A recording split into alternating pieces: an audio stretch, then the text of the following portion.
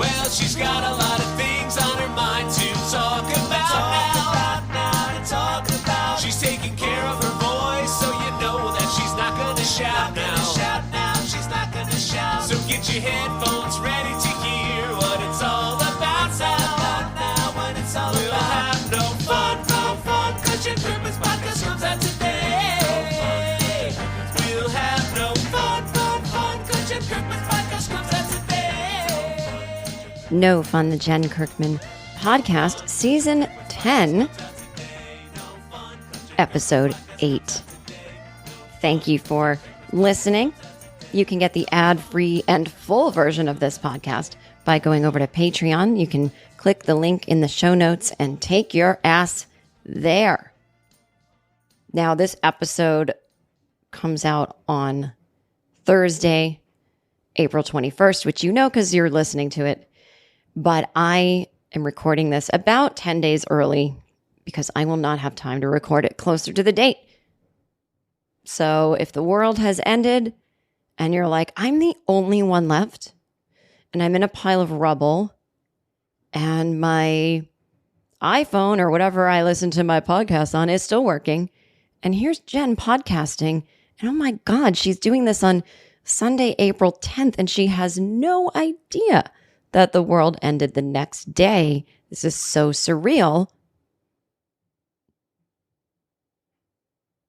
No, actually, that person wouldn't know when I'm recording. They would be like, why is Jen not talking about the fact that the world ended? This analogy is going nowhere. Listen, should I start over? No, I'm not. This is what the podcast is. It's me, Jen Kirkman. I'm a comedian, former touring stand-up comedian, TV writer, author, podcaster. But this is where I come not to tell worked out jokes, but where I just come to be me and talk about what's going on in the world, in my life, and in my head. So the reason that I'm going to be tied up in the coming days is, as always, my job that I have, but I'm going to visit my family over Easter weekend. Now, we are not religious Catholics. I wouldn't even call myself a Catholic, but my family is, my parents. I don't think they've gone to church at all in decades, I guess. And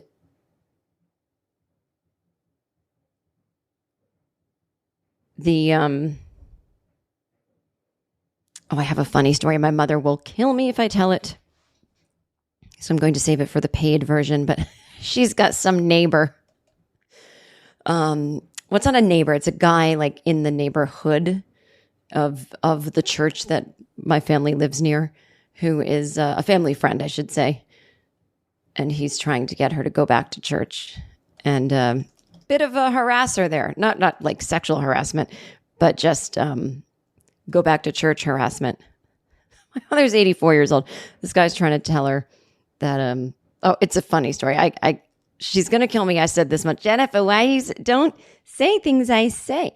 But I'm going to visit my family and my sisters next weekend or whatever. By the time you hear this, time is relative, isn't it? Time doesn't exist, but Easter weekend, which is also pretty close to my mom's birthday. So, and we're trying not to like go to restaurants and get COVID, and none of us agree on any food we want to eat. So I said, I'll just cook. My sister's going to make a Easter brunch. I said, I'll just make dinner the night before, the little birthday dinner. I'll do some kind of very simple pasta thing, but we'll have a ton of different things off to the side that you can mix into your pasta. So you can have your own kind of dressing, you can have your own kind of vegetables, you can have your own kind of sauce, whatever fits your needs.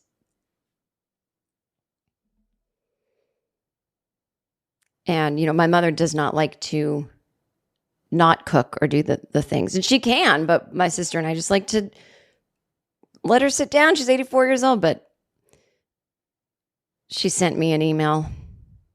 Jen, I hope you do. The reason I'm reading this is because my mother is a master at just changing the subject wildly in an email, which there's just something about it that I think is the funniest thing in the world.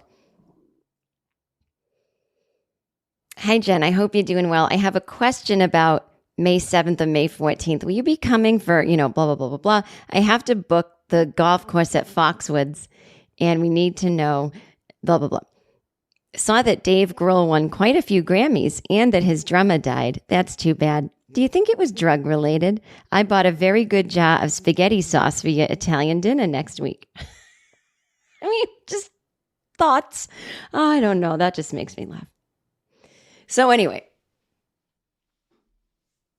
I'm recording this in advance, so I'm not going to be up to date on the latest. I'm just sitting here not being able to get enough about any article I'm reading about how Trump was eating his classified documents and flushing them down the toilets at Mar-a-Lago, and the plumbers there were having trouble with the amount of paper clogging up the pipes. And now, do you all remember a year or two ago, must have been 2 years ago, where he would make speeches and then just start randomly babbling about water pressure in toilets? Do you remember this? And the toilets, the water pressure is terrible. He wanted to, he was trying to flush it. That's what he's always telling on himself. Part of me knew it wasn't totally random. And I thought, is he, for the first time in his life, living, is it about the White House and how their toilets just don't have the same water pressure as, say, his toilet in Trump Tower? Is he finally living places that don't have the same up-to-date plumbing? I don't know. I knew something was going on. And now we know that's why in the middle of whatever speech he was giving at whatever rally, he was telling on himself that he was having trouble keeping the papers down in the toilet that he was flushing at Mar-a-Lago. So again, I'm sure a lot of news will be made between now and then, between now and when this comes out. But just so you know, that's what's running on a loop in my mind as I record this podcast, which is I need every detail. I want to know how much paper he ate. We're talking 100 pieces. How much? How often would he eat it? Would he sit down and put a napkin under his neck and put some sauce on it? Perhaps a nice jar of pasta sauce like my mom got. Couldn't you put the paper in a fireplace? That's what I don't understand. Or could you boil it in water? Make a soup? There's got to be better ways than eating it. Did he just do that once as a joke? I'm really not understanding why eating the paper is the move. If someone was running after you, saying, give me that piece of paper, the only thing you could do is eat it. But no one was coming after him. I fail to understand why you don't just bring the papers to the ocean and dump them. I'm not advocating for putting trash in the ocean. I'm trying to think like him. You dump it you go out a little on your boat and you dump some papers in the ocean and then they'll just disintegrate in the salt water. No? Or shred them and then put the shreddings in the ocean. Again, fireplaces, fire pit. Everyone loves a fire pit outside Mar-a-Lago. Come on. We're going to sit around the fire pit and we're going to have drinks and we're going to burn classified documents. It's a fun time. $10,000 a ticket. I truly don't understand the toilet part. Because then I can't. I was just going to say that if you do get all of your papers clogged up in the toilet, that report is going to come out. But if you burn them, the report will come out that these papers are missing, but you can't prove that they were tampered with in the sense that somebody was burning them. I guess you can prove they were taken out of DC, but I don't know. Look, I'm just saying, I think I would be better at being a corrupt president than he was, because I'm just thinking fire. Fire's the way to go. Fire, not flushing. But anyway, that's what's on my mind right now. Hi, I'm stand-up comedian and sex symbol Tig Notaro. And I'm actor and writer Cheryl Hines. Before Cheryl and I got into the big business of podcasting together, we were just simply friends. And we're still friends. But now we talk about a different documentary every week on our podcast, Tig and Cheryl, True Story. We've covered everything from true crime to Britney Spears to my octopus teacher. I'm just laughing because my octopus teacher was crazy. I found it more interesting that his son now had a stepmother, and it was an octopus. We also, Cheryl, tell stories, go on tangents, and generally make our sides hurt laughing at each other. So whether you love documentaries or just want to hear us slowly lose our minds, check out Tig and Cheryl, True Story, wherever you get your podcasts. All right, cool. Hi, I'm comedian and writer Michael Ian Black. In between writing books and starring in movies, I do a podcast so popular I named it Obscure. It's my own spin on an audiobook meets book club with comedy. For season 2, I just finished Mary Shelley's Frankenstein, and I know you guys like murder podcasts. Well, this is a murder podcast. Join me for Obscure on Apple Podcasts, Amazon Music, or wherever you listen. This is How to Survive with Danielle and Christine. It's a new podcast coming up very soon, and we're going to be talking about all sorts of things that have to do with survival. Wildfires, tsunamis, Earthquakes, plane crashes. just a bird flies into your face. Oh, that's a really deadly thing. That's a scary one. And the stuff that makes you wish you were dead. Yeah, stuff like, I crap my pants in public. How do I survive that? And we'll have guests Funny on. people. Yeah, lots of funny people. Some names you'll recognize. Oh my God, we know so many funny people. Until then, Bye. So on this episode, what will I be talking about? I will be telling you my Victoria Beckham story about the time, oh God, it's got to be almost 20 years now that I auditioned to play an assistant of hers on a fake hybrid reality show she was doing. And the audition involved sitting and having lunch with her in her home with her kind of wacky older man gay assistant who was her real assistant / producer. And it was pretty weird. She didn't really understand what was going on. So I don't know. I was thinking of that because I saw in the news that her kid Brooklyn is getting married. And then there's been all these, 20 years ago, look at Victoria Beckham's wedding dress and whatever, all this stuff. So I thought, oh my God, I don't think I've ever told this story. So I'll be telling that ridiculous story.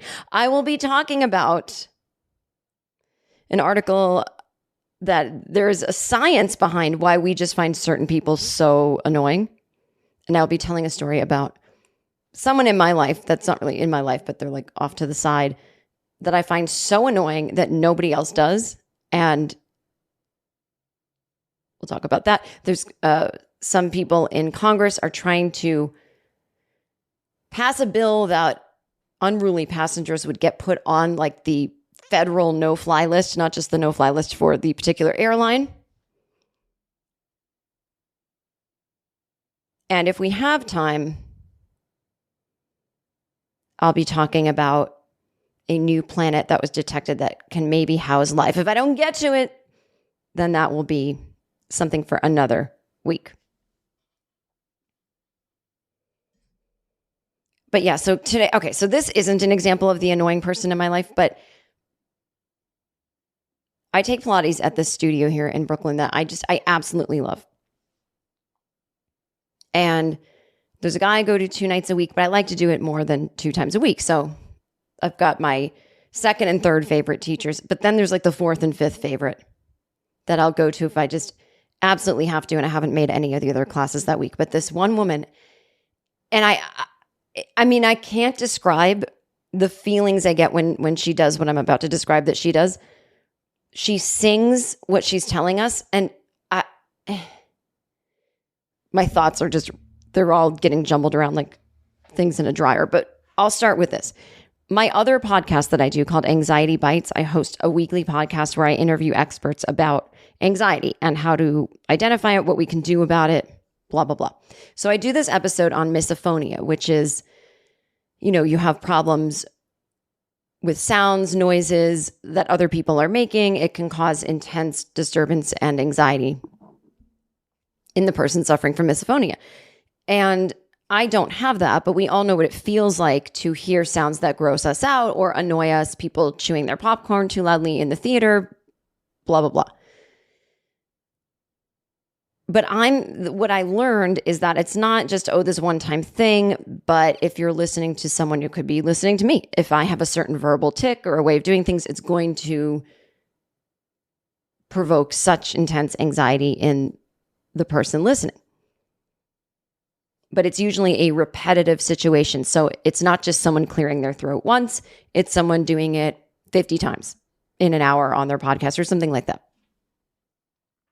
So this woman that I take class with, if she did it once, I would probably just think, oh, that's kind of annoying. But she does it all of the time. Now, I don't think what I'm suffering is misophonia, but it's within the realm of, this is actually, it's not just a thought I'm having. It's physically bothering me to where my body tenses up. I don't get anxious, but I get angry. I actually feel anger. And then I have to kind of shut down and go to this zoned out place in order to handle it. And it's not a fun zone out like a meditation or something like that. It's like a shutdown completely. And she doesn't do it every time, but she's got to talk for an hour while she leads us through moves. And I totally sympathize with that. You're just make noises sometimes and you try to entertain yourself. And it's not bad. All of her intentions are lovely, but she's walking up and down and saying, okay, we're going to put our leg through the loop.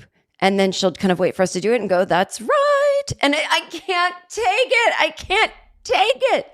And she'll do it about every 90 seconds. Okay. And so remember, we talked about the fact that we're going to feel our ribs expanding. Yes. And she's not a singer. I'm not saying that as an insulting way. I don't get the sense that she's actually a singer.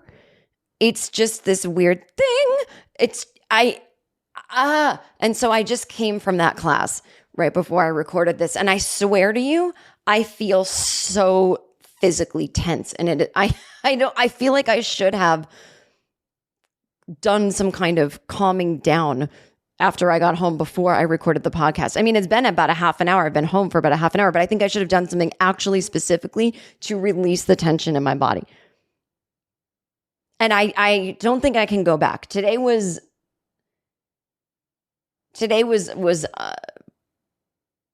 I can't go back.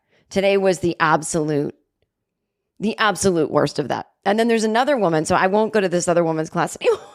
She just, same thing, perfectly lovely, gives us the moves we need to do. But every few words, she pronounces things really strange. And I don't know if it's pretension or just the way she says those words. Now, don't email me. I don't want to hear, I know someone like this and they're from South America. This is not, just some chick from Brooklyn. But she's got this weird, like pretentious and, like that kind of actory thing. She'll just do that. Okay, so we're going to put our foot and we're going to, and I'm like, what happened? Did you just become another person on the word and?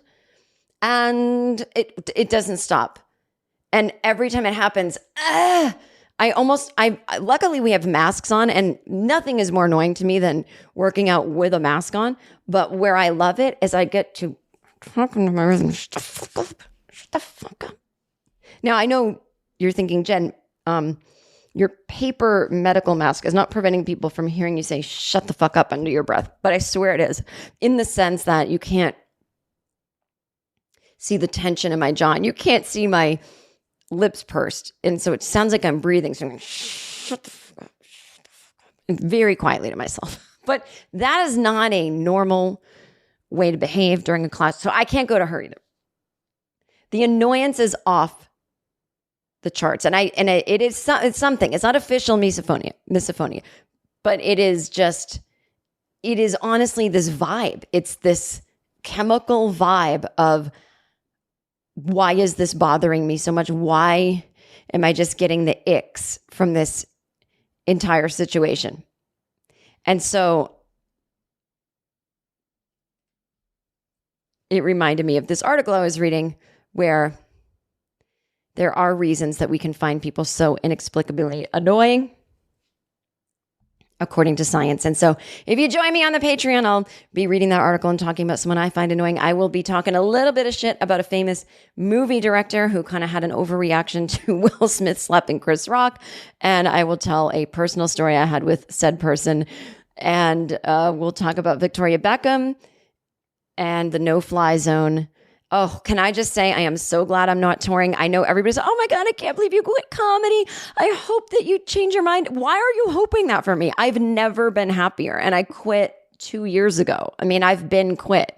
I just didn't announce it because I didn't want to hear the annoying things of you'll change your mind and blah, blah, blah. It's like, no, I literally hate the art form of stand-up. I resent having to like make people laugh every 30 seconds or they're going to not pay attention. I resent performing for drunk people. I resent the comedy club environment. I don't want to work in clubs.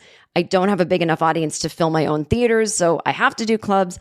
I don't want to get on planes with these maniacs. I don't like touring during an election year, which, let's be honest, every year seems to be some kind of election year in America. If it's not a literal election, it is the ramp up in the media of candidates campaigning, and people are just, I'm not in the mood to stand in front of my fellow Americans right now.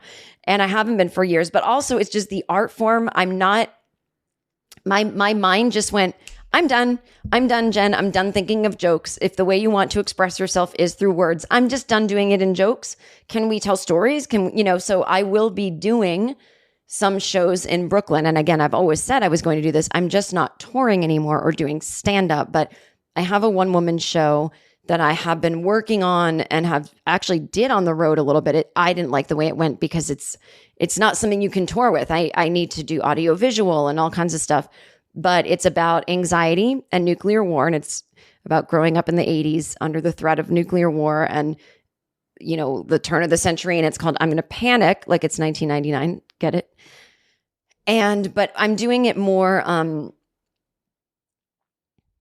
as I work out what the show is, and I don't know until I get it up on its feet, I will be reading essays, reading like funny short stories, or not, they're not even funny, but they're in between. They're serious and I'm sure they'll have some laughs, but the intent is to be entertaining, not necessarily haha funny. And so I'll be reading these short stories I wrote that are all in those themes that are about times in my life when I had my first panic attacks growing up, my fear of flying, my trying to move out of my parents' home to work on the set of Family Ties when I was 8 years old. I mean, crazy fun stories. And right now they're going to start off as reading essays. Then will become more monologue. Then we'll add audio visual. But it's something I'll be workshopping all through the summer at Union Hall in Brooklyn. And then eventually I will take it to Joe's Pub when we get it to be somewhere where it's more audio visual and just has, more bells, shebangs, and whistles. I don't even know what you're saying, but this will only be in New York. I do not want to perform anywhere else but New York City and Brooklyn. And I'm just doing what I came to New York to do when I was in my early 20s, which is do a one-person show and talk about anxiety and nuclear war. Like I literally wanted to do that the minute I started comedy, and then I got swept up in doing comedy in the way that I was told I was supposed to and got into the whole like male culture of comedy. I'm done. And I barely want to get on stage right now to do these shows, but it's time to start putting it on its feet because I feel like within a year, I'd love it to be at Joe's Pub where I want to do it, but that means I have to start now. So it's like, ugh. So you'll probably see soon on, well, you won't see anything because nobody looks anywhere, but I will probably be saying soon, it's on my website, it's on my email list, you can come to some of those shows and watch me work this out. And if you join my newsletter, I will put the link in the show notes. You can get an alert when those tickets go on sale for the summer Work It Out shows. And now I'm going on over to Patreon. I will see you there for the rest of this episode. Again, it's ad-free, and it is the only way to support me besides buying my album, seeing as now I don't tour, but the Patreon is how I make a living other than my writing job, whereas the touring used to be how I supplemented my income on the weeks that I wasn't writing on shows. So come on over to Patreon. It's $3 a month. I mean, that's a steal. All right. I'll see you over there.